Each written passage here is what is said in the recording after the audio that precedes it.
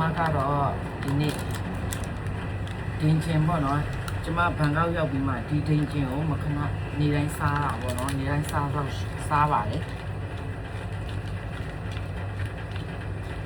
အယူတော့ကောင်းတယ်ဆိုတော့လေအုံနဲ့ဒင်းချင်းနဲ့ပေါ့နော်စားတယ်အသက်50နာကမှဒင်းချင်းကိုနေတိုင်းအဲ့လိုစားလိမ့်မယ်လို့တစ်ခါမှတော့မစင်စားမိပါဘူးဒါပေမဲ့ကျမကတော့အခုချိန်မှာစားနေရပါတယ်ကျမရဲ့ခန္ဓာကိုယ်ကြီးမှာရှိတဲ့ဒီမဆိုးလို့လားအဲ့နာပေါ့နော်ယူပါစားပြနေတဲ့အတွက်ကျမတင်ရင်နဲ့အုပ်ကူနေတိုင်းစားရပါတယ်ပြီးတော့ကျမရဲ့ family doctor ဖြစ်တဲ့ဒေါက်တာလင်းထက်ဦးရဲ့ညွှန်ကြားချက်နဲ့အတူကျမကကောလော့ CALORD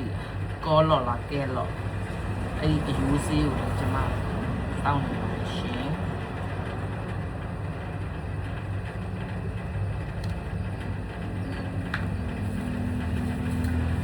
ဒါရီကတော့ကျတော့ဒီနေ့ပေါ့နော်ကျမမဲသားရဲ့ဟိုမှုန်းနေတော့ကျတော့ကြော်လေးမှုန်းနေ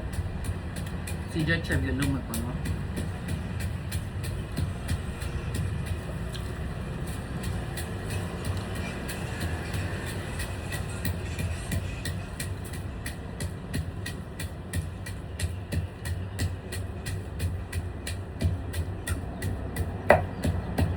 ကျမသမီးရဲ့ဒီနေ့အမဲသားကြော်လေးစားခြင်းနဲ့ဆိုတာနဲ့ကျမဒီနေ့အမဲသားလေးကိုမူကျွတ်ကျွတ်လေးပေါ့နော်ထမင်းနဲ့ပဲစားသူစားချက်နဲ့ပဲစားအပြင်းဒီစားလို့ရအောင်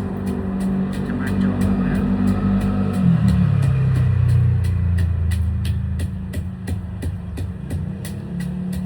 ဒီလိုချက်သွန်ပြူလေးထည့်ကြော်လိုက်တော့မှုဝဲတာပေါ့နော်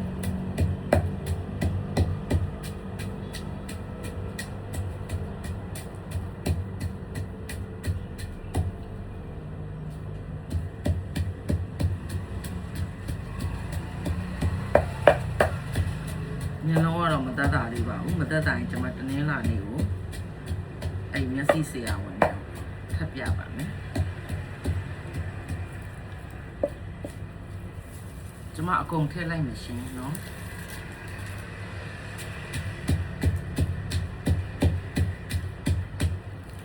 ချက်တုံးရှူလေး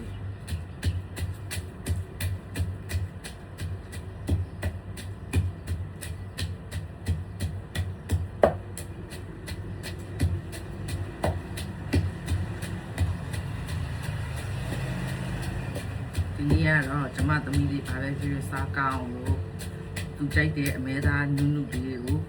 ထိုင်းမှာတော့အမဲသားလေးတွေနုရည်နော်နုနုလေးတွေကိုကျမအခုရေလေးနည်းနည်းနဲ့တုပ်ထားပြီးတော့တုပ်ကြော်လေးတုပ်ပေးပါမယ်ရှင်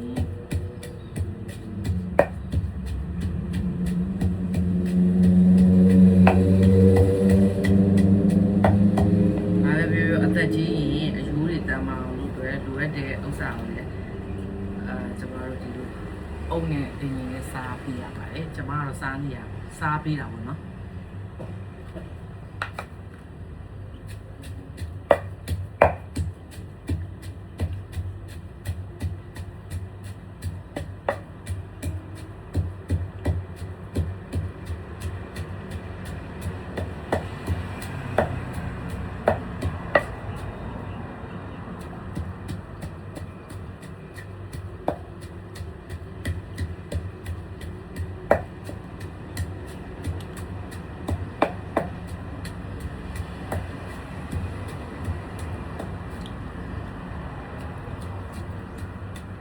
ကျမကတော့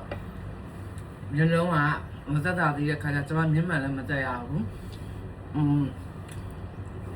မိကမှန်လည်းမဝတ်ထားတဲ့ခါကျကျမအမြင်မှာနည်းနည်းအခက်အခဲတော့ရှိတာပါနော်ဒီလိုအနီးကပ်မြင်ရပါလေအဝေးဆိုလည်းနည်းနည်းတော့မှုန်တာပေါ့နော်စားကြပါဦး morning တင်ရင်နဲ့အုပ်